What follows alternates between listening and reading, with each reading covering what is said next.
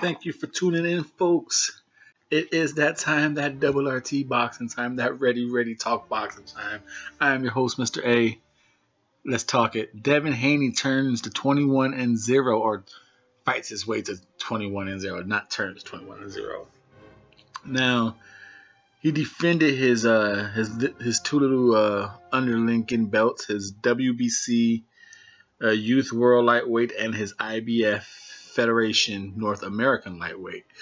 So he's up in the rankings, climbing them up. Now, we're going to get into the fight itself. We're going to go into where he is ranked at. As the fight itself, I got what I wanted to see from Devin Haney. I saw. Let's just get where he's ranked at real fast, and we get right into the fight.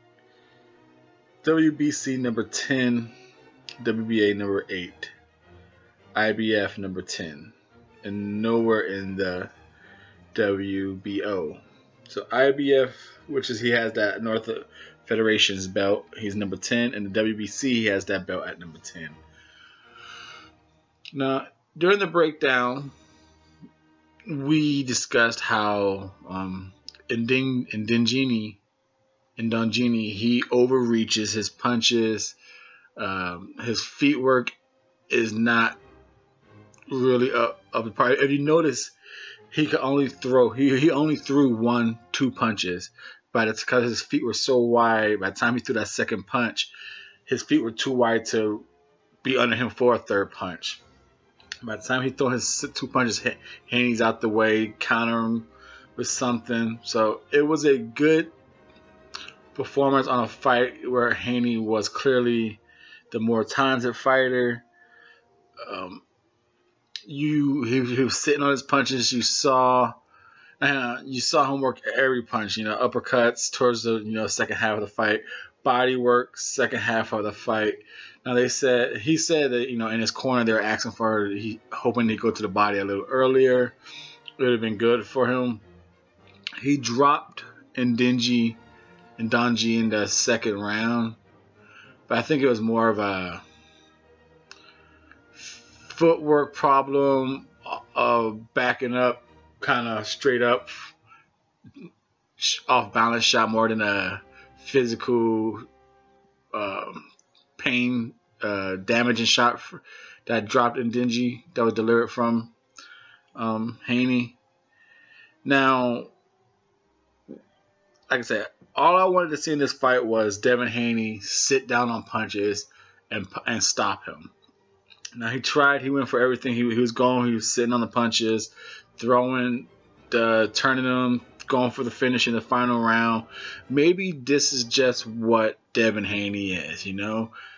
Maybe he adapt more as he gets older. Some strength continues to grow, but maybe he's just a slightly less powerful version than Crawford. Or maybe he's going to turn into a Crawford, because Crawford ain't exactly a one-hitter quitter, but as we saw in David Benavidez, the dude can beat your ass for long periods of time, and it seems like that's what David Haney's going to be. It seems like maybe that's what Shakur is going to be. Ain't nothing wrong with that. Like they always say, what's worse, getting knocked out quick or taking 12 rounds of an ass whooping? So Devin Haney definitely looked like he could whoop some ass for 12 rounds. Like I said, he set on all his punches. He outboxed. Now, he definitely got hit. He was definitely getting hit. Now, even though he was putting himself in the position to get hit for the style he was fighting, he was the attacker. He was the hunter. He was the predator. And so, being that aggressive, you're in the line of fire. You'll like to see him be not so careless, but I understand he's gonna get hit fighting that style of fight.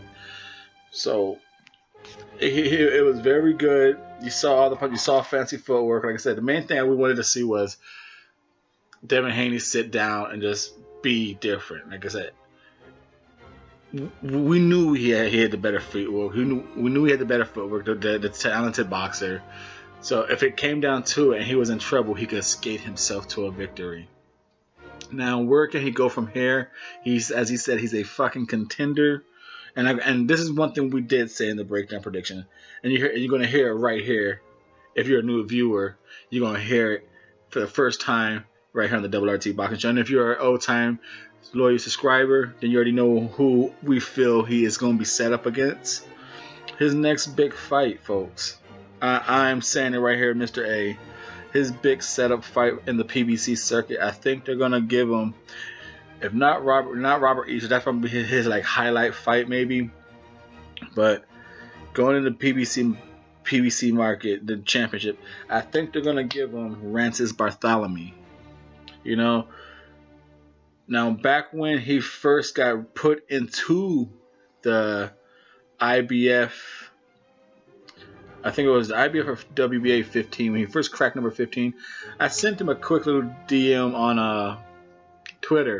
Of course, he didn't respond to me, but I sent him, and I said, hey, I think it was when he got into the WBA, I'm like, you should go for number 2, Dwan Yarden. You know, that's why I think his style is perfect. But then also Yarden went on to fight Corolla. You know, the guy's a highly ranked power puncher, but with his flat feet, I think Haney would be able to move around him, and it'd be a nice high class ranking victory for him. Now that being said, Dwan Yarden is still ranked high, but the PBC at the WBA, where he is ranked number 8, his highest ranking, Rances Bartholomew, is number 3. Rances has not been looking the same. He's fighting tall, looking like he's stiff on his knees. He ain't looking too nimble with the feet. Devin Haney should be able to inside box him, outside box him, and get a very good name on his record. So like I said, again, just like we said in the breakdown prediction, this is a good fight for Devin Haney. He set all his punches. You know, for the great inside fight, outside fight, he set on his punches. You saw what you wanted to see, and still see improvements. It just, like I said, maybe he just ain't that heavy hitter, but he's not a power puff either. You know, powder puff puncher. He's right in the middle, something you don't want to get hit a lot by. This is Double RT Boxing Show. I'm your host, Mr.A. Devin Haney goes on to 21-0 and he calls out the fucking world. Thank you for tuning in.